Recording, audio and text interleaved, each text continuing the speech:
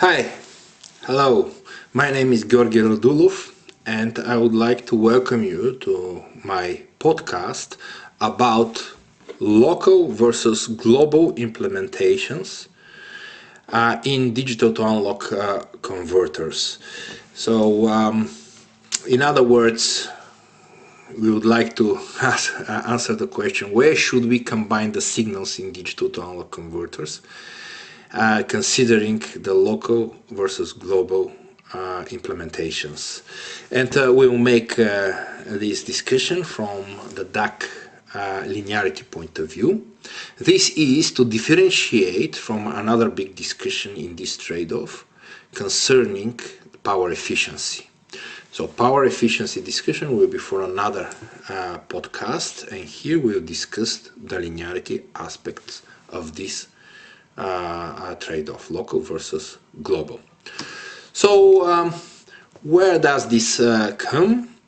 This trade-off is here to be seen in the classification for the Mixing-DAC implementations in this box, where we consider the amplitude aspects of the baseband signal. In the paper, original paper where we presented this classification, you can see a discussion there about the locality of the mixer, how to implement the function of the mixer in a Mixing-DAC in terms of local implementation versus global implementation. So let's see now in the paper that we consider this. This is our Mixing-DAC, in which we have the current sources. So this is current steering implementation. There is a cascade of the current source, of course, data switches, and up to this point, this is the D2A converter function.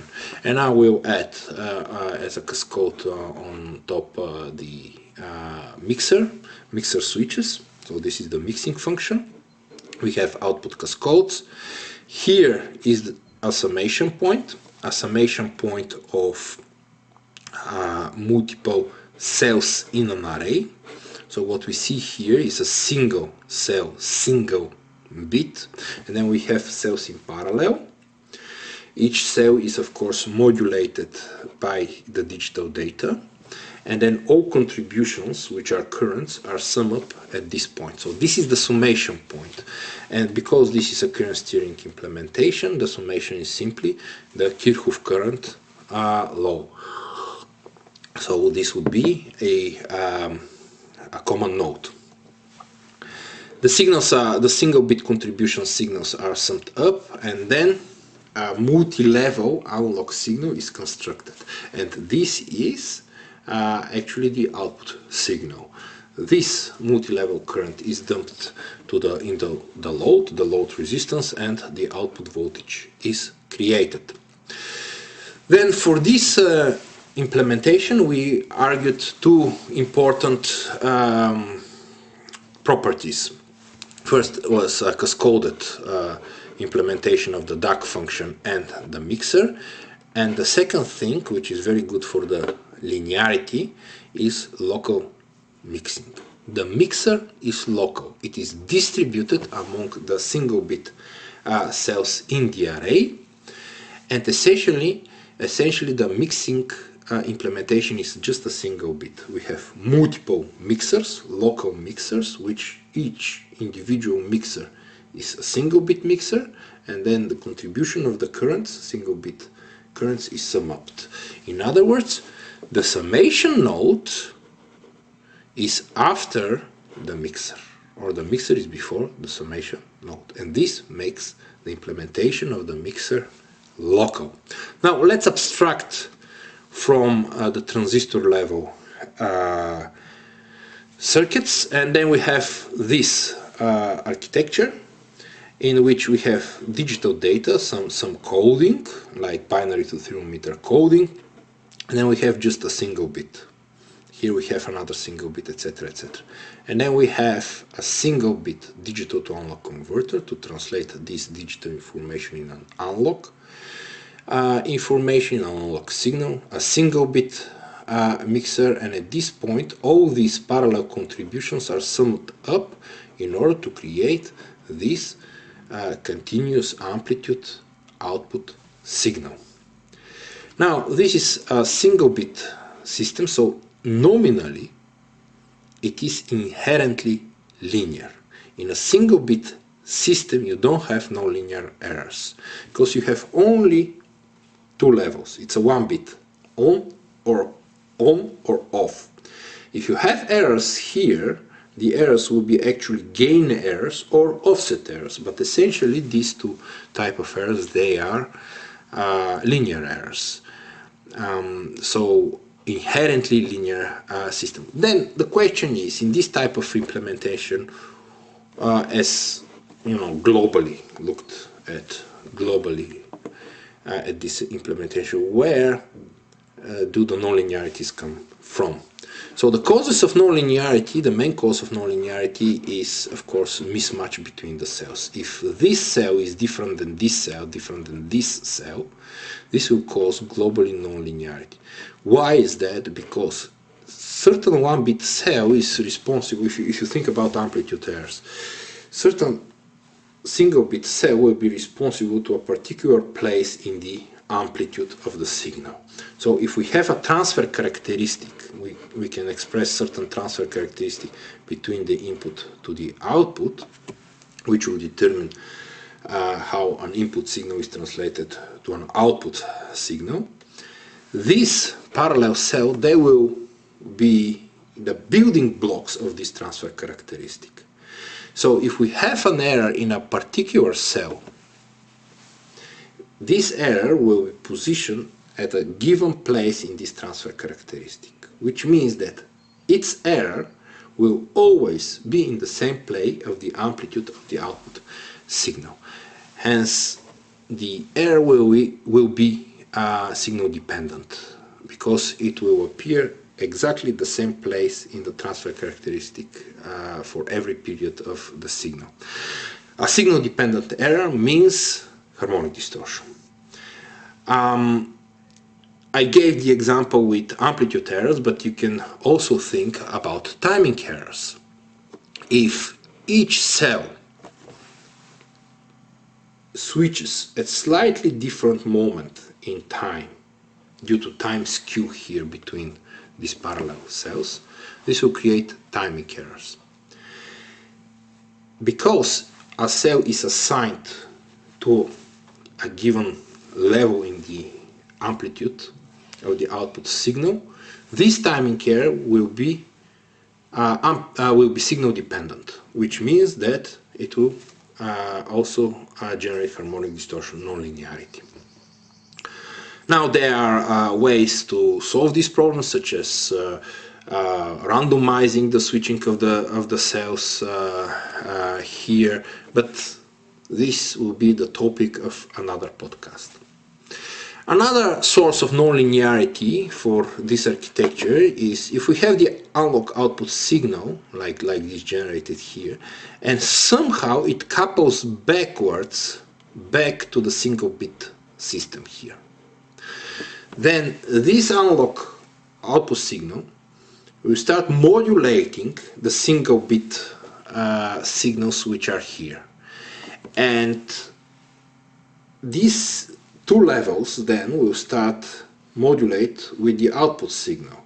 Hence their errors will become signal dependent, and hence overall it will generate harmonic distortion. Examples can be given for the switching moments of these cells. If the switching moments are modulated with the signal, the output signal, so depending on the amplitude of the output signal, the switching moments will be shifting upwards or backwards, which will create a time-dependent, a signal-dependent timing error, and this will result to harmonic distortion. Now let's abstract further, and now we will isolate the trade-off global versus local. So we'll talk about local implementation of a given function when this given function is before the signal summation.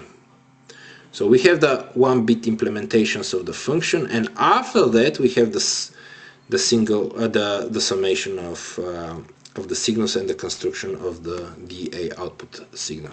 So in this case we will talk about local implementation of this function.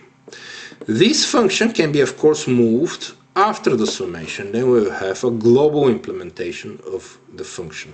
So first we sum up the signals and then we implement this function.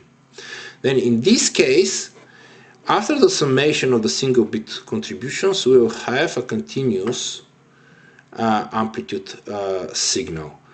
So this function will have to have then multi-level input and multi-level output. And this is a global implementation of the function. Global implementation we have when the function is after the summation point. Now let's consider at this level the main causes of non-linearity. So for local implementation of the function we have of course the mismatch. Each individual function, each individual implementation block here can be different due to mismatch. And this, if we look at the implementation of the function isolated from the others, this is still a single bit function which is ideally linear. But because in relation to the others it's different, their individual gain errors in the separate 1-bit cells will manifest as mismatch and errors. And because one cell is responsible for a certain place in the transfer characteristic, its gain error becomes signal dependent if the cell is fixed in the transfer characteristic at certain position. This will lead to generation of harmonic distortion. Now, for this implementation, for the global implementation, we have another problem, and this is the nominal transfer input-output transfer of a transistor. So if this function is implemented with transistors, it will suffer from the nominal non-linearity of the transistor. Here I wrote the current in saturation of a MOSFET. So we have the input, which is VGS, and we have the output, which is the drain current. And the relationship, the nominal relationship between both is a quadratic relationship. It's already a non-linear relationship. So any function that is that has an analog output and it is implemented with transistors will suffer from the intrinsic nominal non-linearity of the transistors. Now if we, and these will be the two dominant non-linear error mechanisms in both implementation, local and global. Which one is more dominant? Here the mismatch problem is a second order effect. So nominally the transistors we can design them identical. But due to second order effects such as the matching effects, they will suffer from mismatch. While in this implementation, the error mechanism causing nonlinearity is a first order mechanism. So it's a nominal error mechanism. It is inherent in the function input-output relationship of a transistor. So this means here, with basic skills in layout design, we can achieve something like 7-8 bit of linearity. If we are good in layout, we can easily achieve 10 bits of linearity. With a little bit of effort, 12 bits of linearity is reachable. So, and this is because thanks to good matching, of course. In this case, we have to, if we want to linearize the function, we will have to decrease the input signal. And we cannot do much about it. It is inherent in the operation of the MOSFET. So it will be much harder and very power inefficient to linearize this function, because to linearize we have to minimize very much the signal component. So these are the main nonlinear error mechanisms in both implementation, local implementation, global implementation of a given function. Well, of course, there are second order effects which also determine nonlinearity of the implementation. Here in the local implementation we have the coupling backwards of the unlock output signal. So after the summation point we generate the continuous amplitude output signal. This signal can couple back into the single bit cells and modulate the errors, the switchings of the single bit cells. This means that the cells cannot be considered anymore as a single bit cells, and hence their advantages as inherently linear system is lost. The errors become signal dependent, and hence they generate non-linearity. In this case, in the global case, we also have coupling. So if we have the summation point, there will be one common node. And through this one common node in all signals, we can we can couple disturbances. So the cells now, the single bit cells, see each other. Say if this cell is switching through this path, this disturbance of the switching of this cell will be seen in the other cells. Hence, the single bit parallel cells are no longer isolated between each other, but rather they see the disturbance of the other cells.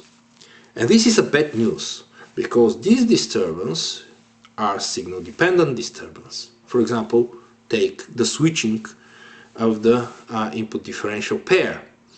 So if my neighbor switches, then this switching, signal dependent switching, will be seen in my cell also, and hence the error that will be generated in my cell will be signal dependent, hence harmonic distortion. Now let's go back to some more concrete examples to illustrate these abstract trade-offs. The first example that I take is the implementation of the mixing function in the Mixer-DAC. So we have an example here with local implementation of the mixing function, and here we have an example with global implementation of the mixer function. So in the local implementation, the mixer is a single bit which is embedded in one cell, single bit cell, and then the output is a single bit output but already at RF frequencies. We sum up here all the single bit contributions, and then we get the continuous multi-level output signal at RF. The major concern here for nonlinearity again is the matching of this whole cell with the other members in the array. Now this is an implementation of a global mixer. So you see where the summation point for the DA signals is. It is after the DAC but before the mixer. Hence the mixer is global. The input signal that the mixer receives here at this source node is already multi-level signal. Here pay attention that this is just a single bit signal. Either this is turned on or this is turned off. Either the current is this side or it's here. Yeah? So here the current has two states. Then here the current has two states, here two states, but when we sum up all the contributions of the parallel DA cells, we have at these nodes multi-level signal. Hence the input at the sources of this global mixer is already an unlock signal, which is a multi-level signal. Hence the intrinsic nonlinearities of these transistors, which is the relationship between the input gate source voltage and the output, the drain current, This nominal non-linear relationship will impact the linearity of this whole mixer. Now, these arguments you can apply for output cascades, for example. If you want to add here an output cascade, it can be also local versus global. Now, we consider again, let me do this, let me make this note. We consider again the trade-off local versus global from the point of view of non-linearity. There is a very big discussion if you consider local versus global from the point of view of power efficiency. But this is for another podcast. Here we concentrate on non-linearity. Now there is another less obvious place where we have also this trade-off local versus global too. And this is at the place how we generate the biasing voltage of the cascade transistors of the current source. So here we have an implementation which is a local generation of the bias voltage for the cascade, and here in this example it is global. So in the local implementation, the generation of the bias voltage is integrated in a single bit cell in the DA array. So as an input, every cell gets a biasing current, and this biasing current is transformed into a biasing voltage through these local diode connected transistors. So each cascade will have its own biasing voltage. In this implementation, the generation of the biasing voltage for the cascade is global.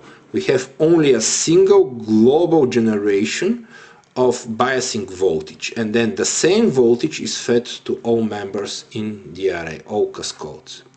And here what is the trade-off? The trade-off is that, for example, if this cell is switching, here we generate some disturbance.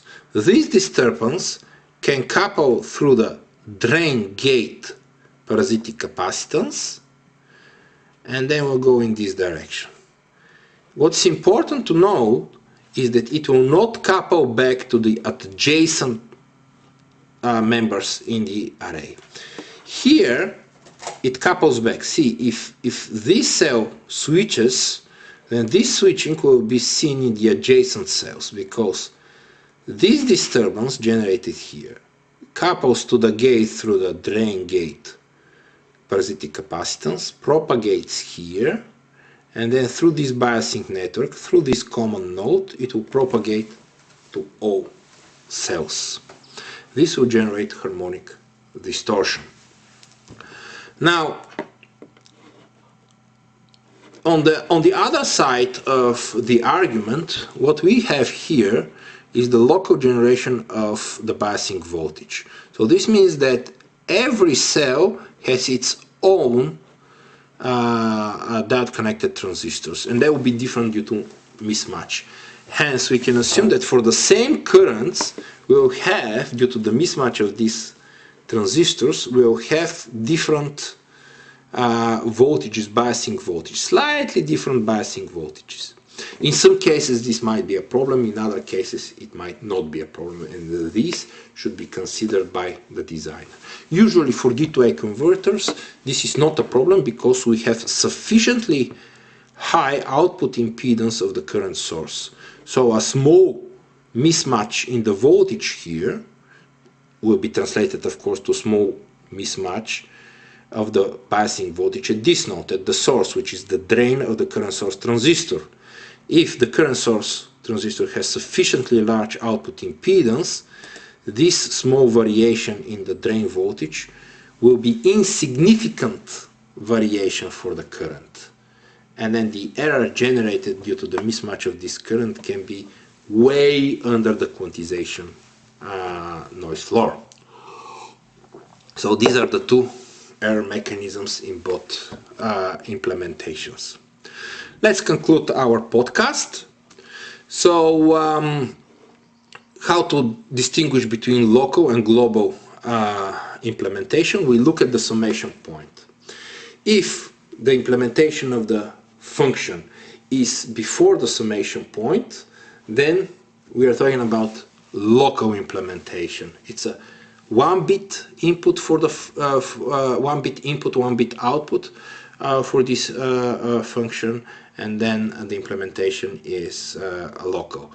If the summation is if the function is after the summation, the way that I ran, so first we sum up the single bit contributions, we create the multi-level output signal, and then we have the implementation of the function, we talk about global implementation of this particular function, because the input for this function and the output for this function are multi-levels. So the major sources of non-linearity for the local implementation is mismatch and the coupling of the output signal backwards. And for the global implementation of the function is the transistor non-linearity and of course the disturbance intercell coupling. These two are the dominant error mechanisms in both implementations. This one, transistor non-linearity, is a nominal non-linearity. It is inherent in the function of the transistor, input-output function of the transistor. This is a nonlinear function, so this will be a very severe error mechanism. While this is a second order, the mismatch is a second order effect, and we can, with good layout design, with good transistor level design, we can achieve levels of up to 10 bits, 12 bits of linearity for our data converters. While here, it will not be that easy because the nonlinearity is inherent for the transistor function. So to achieve linearity, to linearize then a global function, what we have to do is to minimize the input. And if we minimize the input, we'll pay back with power efficiency, so the power efficiency will drop. And then lastly, what I want to say to conclude our podcast is that local versus global trade-off comes in many places. In our podcast, we considered the implementation of the mixing function, the cascade function, but also the implementation of the biasing circuits that generate the bias voltage for the cascade of the current source transistor. So the point is that the local versus global implementation can come at different places in our designs for digital to analog converters. Thank you very much for your attention, and I'll see you next time. Bye bye.